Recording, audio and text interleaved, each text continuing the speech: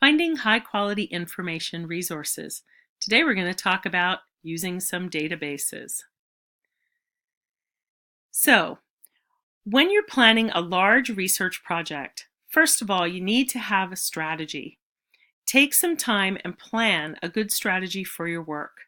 Look at your calendar and plan out blocks of time for research. This is an important step to keeping up with the thesis process. If you can get in the habit now, it will be easy to continue using a schedule when you get to the writing stages.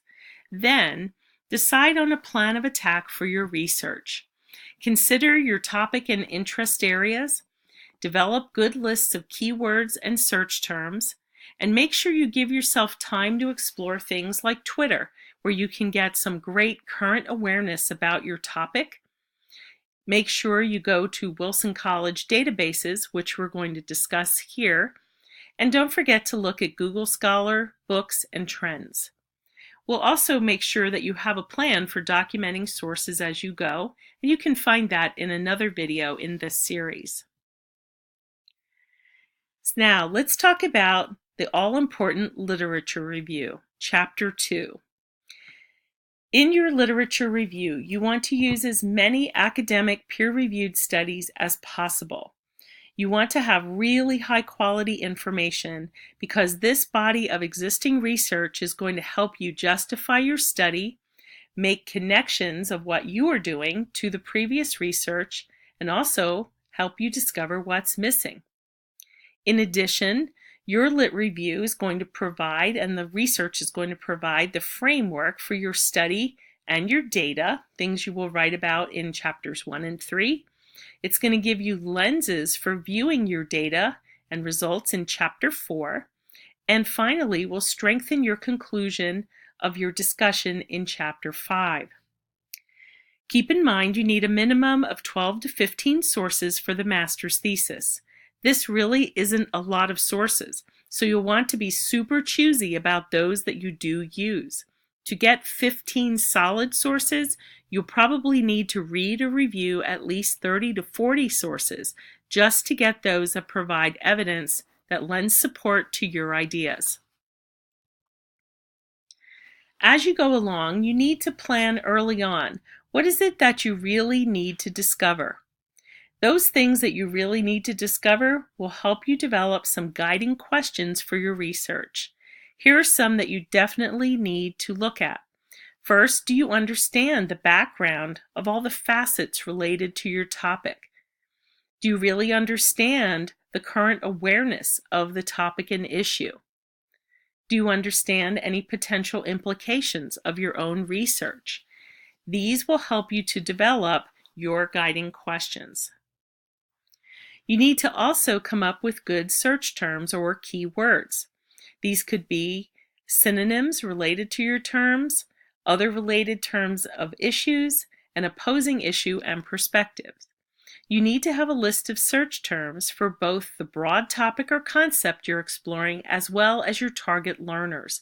For example, if I want to talk about using flipped instruction methods with high school students, my list would begin with terms like blended learning, flipped instruction, station rotation, and online learning. I would develop it beyond that as well. For my target learners, then, I would want to use high school students, secondary learners, Gen Z, or even the word teen with a truncation, meaning find teen, teens, teenagers, and so on. That would just be the beginning of my search terms. One little strategy you can use to come up with some keywords for research is imagining your dream document. In other words, if you were to find that one perfect article, what kinds of words and phrases would be in that article? That's a good way to begin compiling your own list.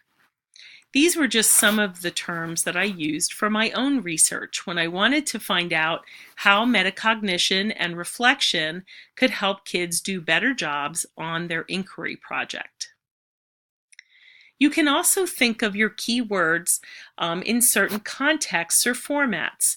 For example, I may want to search for metacognition and the term data or data set, because those data sets are actually primary sources that I can then possibly use in my research. Or maybe I want an infographic about my topic. So you can see by the Google window at the bottom, I've searched student metacognition and infographic, and that will help me find a particular format. Now let's talk about your most important source, and that's the Wilson College Library. When you go to the Wilson College Library page, you'll want to start with the One Search box, which is in the center of the page. This will help you access an array of sources. When you are accessing specific articles, you'll be prompted to give your Wilson username and password. Notice also that there is a Find a Journal button. Use this when you have a citation, like maybe you found it in a book or you found it through Google Scholar and you want to find that specific journal. You can also access this with your username and password. After exploring the general array of information sources under the One Search, you want to go to the top and use the drop-down menu under Research and select Databases. From there, you want to check the General tab to get databases like Academic Search Complete, LexisNexis, JSTOR, and Masterfile Premier. Use the Education tab to get Education Admin, ERIC, and Professional Development Collection, just to name a few. Each of these databases is easily searchable if you take advantage of the special features they offer. For all of these, their most important special feature are limiters. Limiters are a way to trim down your results into items that are more specific to your needs. Using limiters will save you time because you're not digging through hundreds of results. Search strategically. The three that I have listed here, full text and peer-reviewed journals or academic journals, and date, are available in all databases. You want to also not rely on minimal searching. Think about that list of keywords that you made and search with different keyword combinations and different limiters. Look for patterns in the results and learn from what you see. Here's an example. Here I searched the term standardized test and I used an asterisk at the end. That's a truncation or shortener of the word, and it tells the search engine to find any words that have this stem. So it's going to find standardized test, testing, tested, etc. When we look at the results, we can first see other subjects and terms that we could use for research. We can also find the abstract, or a summary of what the article contains, and of course the basic bibliographic info at the top.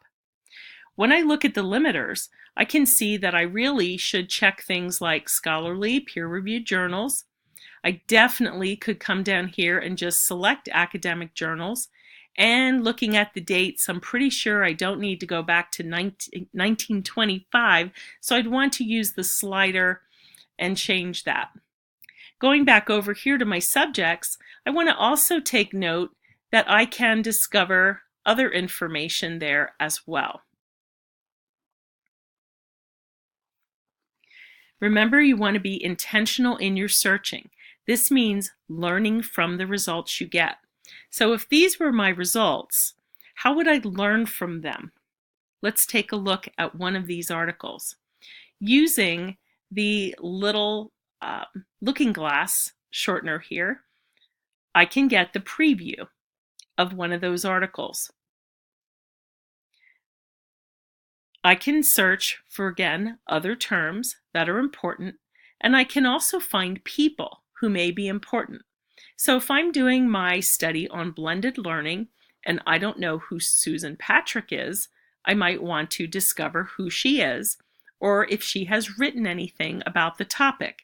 And then I will discover that she's been the president of INACOL, the International Organization for Blended and Online Learning. So she's a pretty important person that I might not have known about had I not looked at my results.